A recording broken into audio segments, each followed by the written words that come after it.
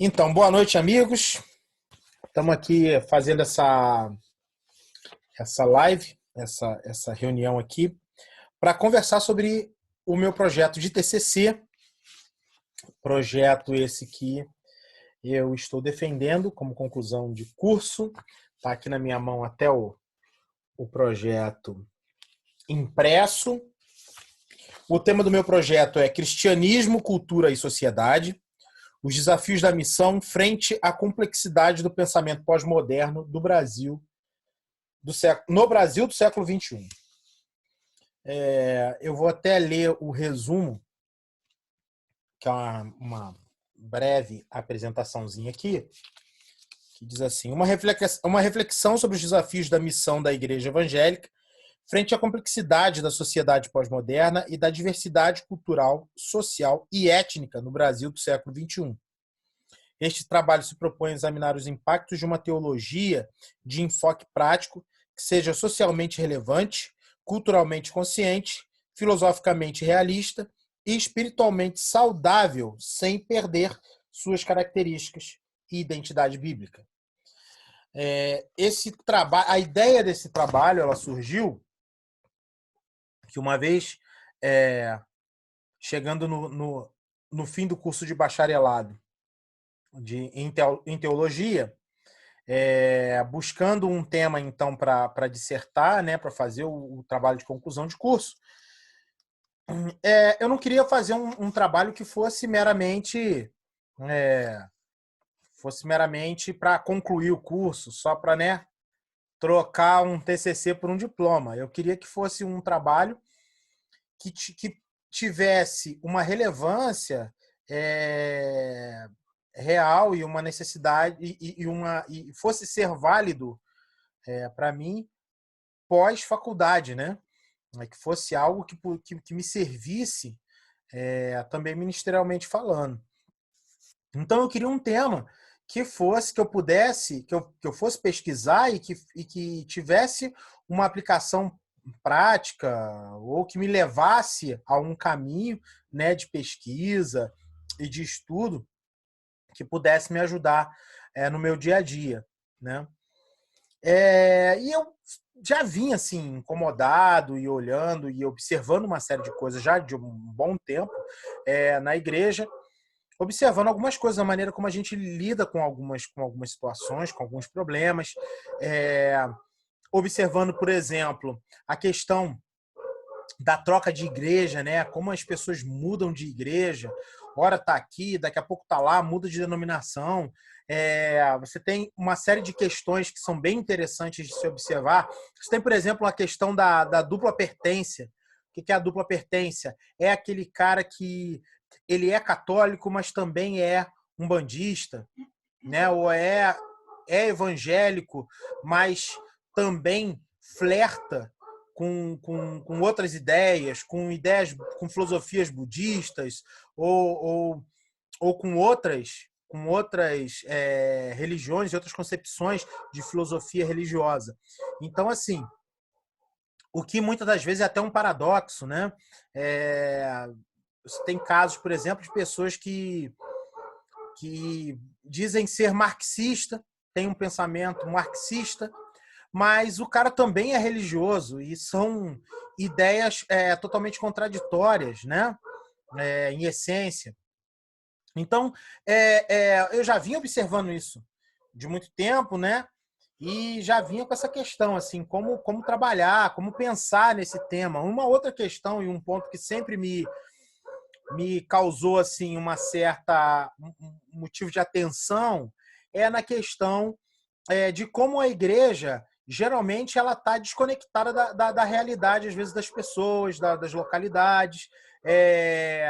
Muitas das vezes, enquanto a sociedade tem ali uma determinada prática, uma determinada cultura, a igreja às vezes está na contramão disso.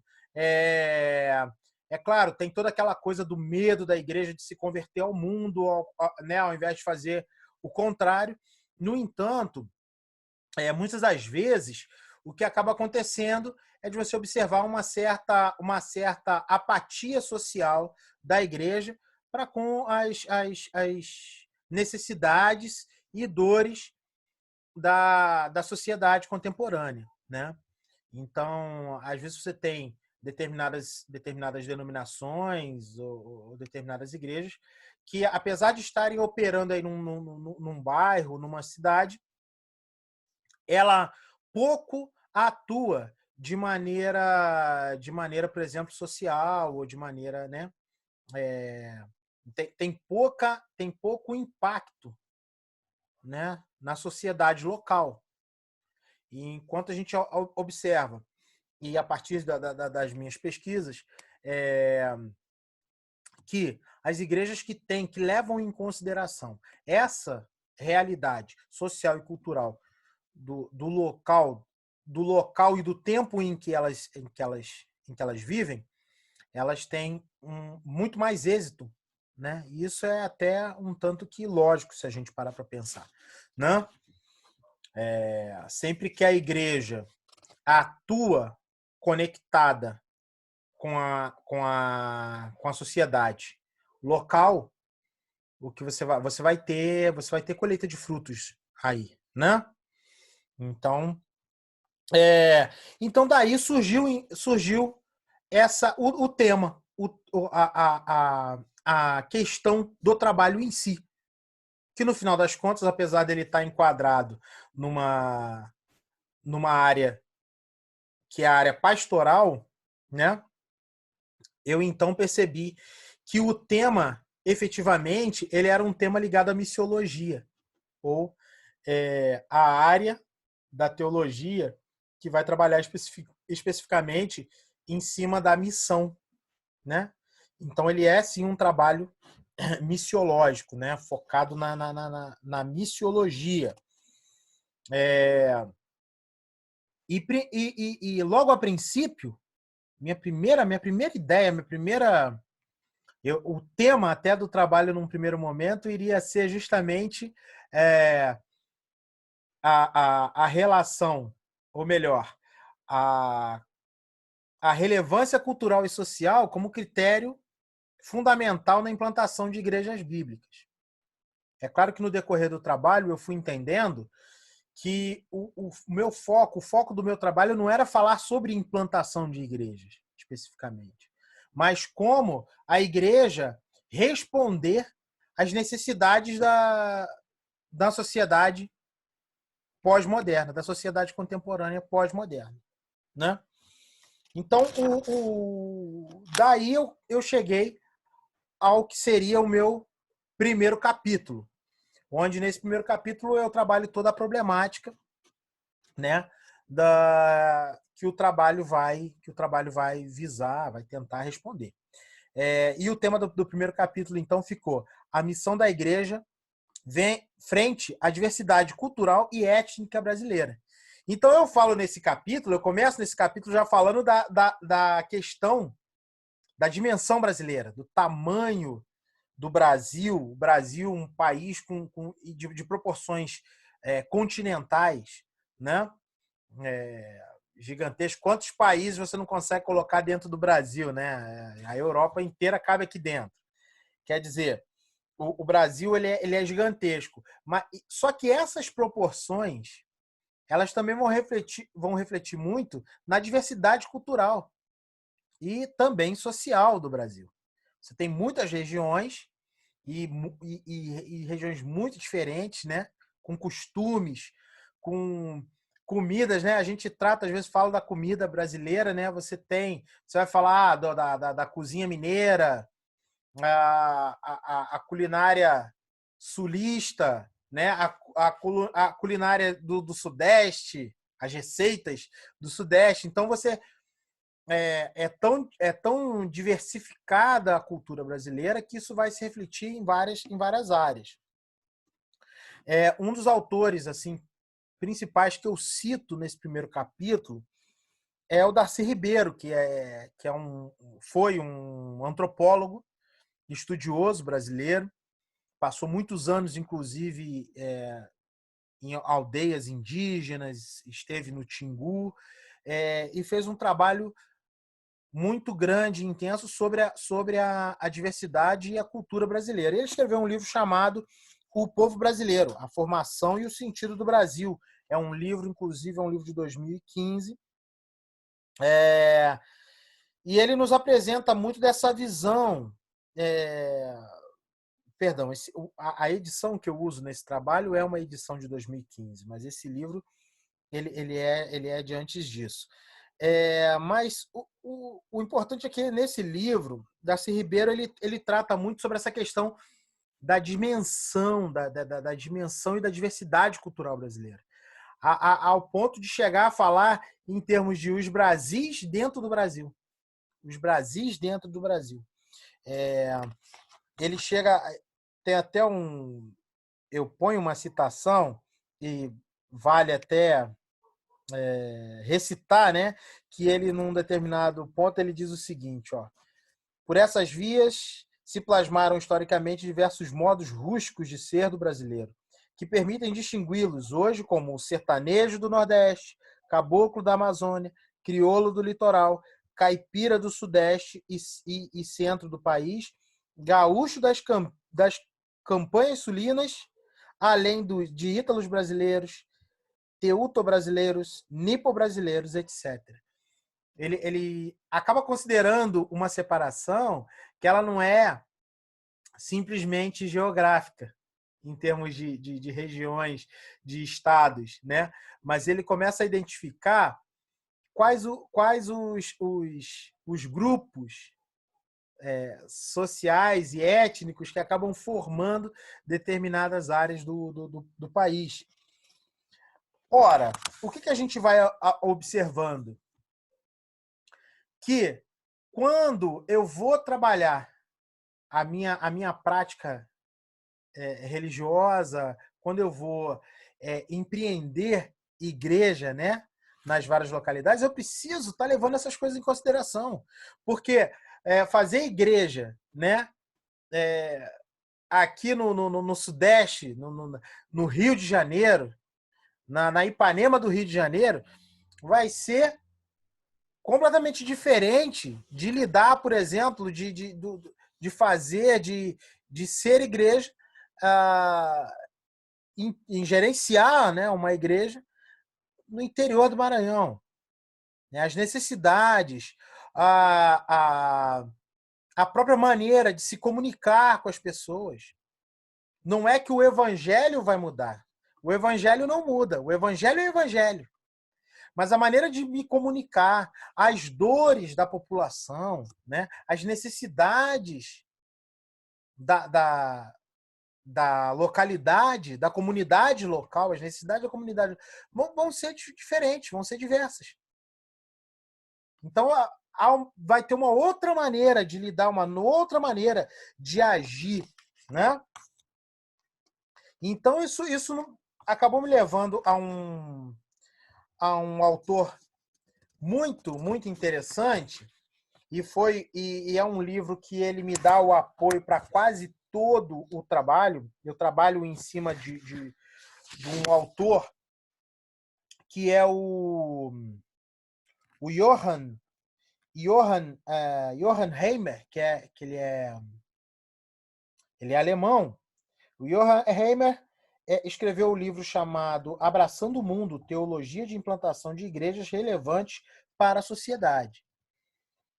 É um livro fabuloso, muito, muito elucidativo em vários aspectos, e o Heimer ele vai defender, então, e apresentar através do estudo dele, que ao longo da história, né, da história da igreja, sempre que a igreja ela dialoga com a sua realidade social e cultural, ela ela floresce, ela cresce, ela desenvolve, né?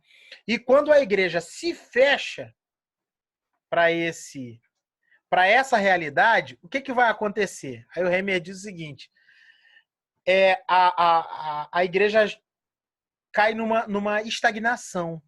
E essa estagnação vai fazer com o seguinte: aqueles que estão ali no grupo, que são reacionários, eles vão se manter ali naquela igreja, naquela igreja estacionada, né? Mas aqueles que geralmente são os jovens, né? Que geralmente os mais novos estão mais conectados com a realidade, com a necessidade, com as necessidades, enfim, e com a cultura, né, do seu tempo. Esses, o que vai acontecer? Vai haver uma ruptura. E esses vão acabar saindo e formando uma nova denominação. Então, quando a igreja se conecta com a realidade social e cultural do seu tempo, ela vai crescer e vai florescer. Quando ela se fecha, o que vai acontecer é que há uma estagnação e essa estagnação vai levar em algum momento a uma ruptura. Ou ela simplesmente implode, vai estagnar, daqui a pouco se torna tão irrelevante que ninguém mais está ali e tal, ou ela vai se dividir. E aqueles que estão em busca, né, ou que estão mais conectados com sua realidade social e cultural, vão acabar fundando uma nova denominação. De certa forma, é o que a gente vê acontecer, por exemplo, na Reforma Protestante. Porque há uma estagnação da igreja, a igreja começa a não atender às necessidades da geração e da sociedade daquele tempo. O que vai começando a surgir são pessoas que começam a questionar essa atitude, esse comportamento e acabam se descolando, né? Se desconectando para que algo novo surja daí. O evangelho, ele é vivo, né? E esse é o maior exemplo que a gente tem, olhando para a história da igreja, é que o evangelho ele é vivo. E ele está viajando através do tempo, né, na história humana desde 2000 anos atrás, né? Então, o que Hammer então vai defender é que a gente precisa, a igreja, para ser saudável, para ser relevante, ela precisa estar atenta a esse cenário sociocultural da comunidade onde ela está inserida. E atuar de acordo com essas necessidades, porque as pessoas têm dores, né? Existem necessidades, existem dores, e a gente precisa estar dialogando com essas necessidades. Não significa simplesmente atender, não significa simplesmente dar o que as pessoas querem, não é isso. Mas é dialogar com a realidade. Né? Porque senão a gente cai num fazer teológico que é completamente desconectado com a realidade. É ilusório, é uma coisa, e a gente percebe isso por aí, né? Algumas igrejas que falam assim, cara, que universo paralelo é esse em que esse cara tá atuando, né? Em que essas pessoas estão... Do que ele está falando exatamente, né? E é muito comum a gente ter, por exemplo, igrejas com uma pregação que não respondem às perguntas que a comunidade e que a sociedade contemporânea está fazendo. Né? Às vezes estão respondendo questões que já deixaram de ser formuladas há muito e muito tempo. Né? Então, esse primeiro capítulo está focado nisso. Em entender que a gente tem um problema, e esse problema é a desconexão da praxis teológica, praxis quer dizer o fazer teológico, uma teologia que ela é teórica e prática ao mesmo tempo. Então, isso aqui é a praxis, a teologia que ela é teórica e prática. Então, o que essa realidade da igreja contemporânea nos mostra é uma igreja desconectada da realidade, das necessidades sociais e culturais do tempo em que ela vive. Não compreende, e justamente por não compreender, muitas das vezes ela vai a agir exatamente como o mundo age. E aquele que é o maior medo da igreja, que é o de se converter o mundo, acaba acontecendo justamente pelo fato da praxis teológica contemporânea ser uma praxis muito pautada totalmente nos valores pós-modernos. E esse vai ser o que eu vou explorar no segundo capítulo, onde eu vou trabalhar a filosofia do mundo pós-moderno e os desafios da igreja no século XXI. Porque a gente vai entender como é que a filosofia do mundo moderno ela moldou o pensamento e a cabeça do ser humano, da humanidade, né? Para que a gente chegasse nesse período agora, que é o período pós-moderno, e agisse como a gente age. E esse vai ser o tema do capítulo 2.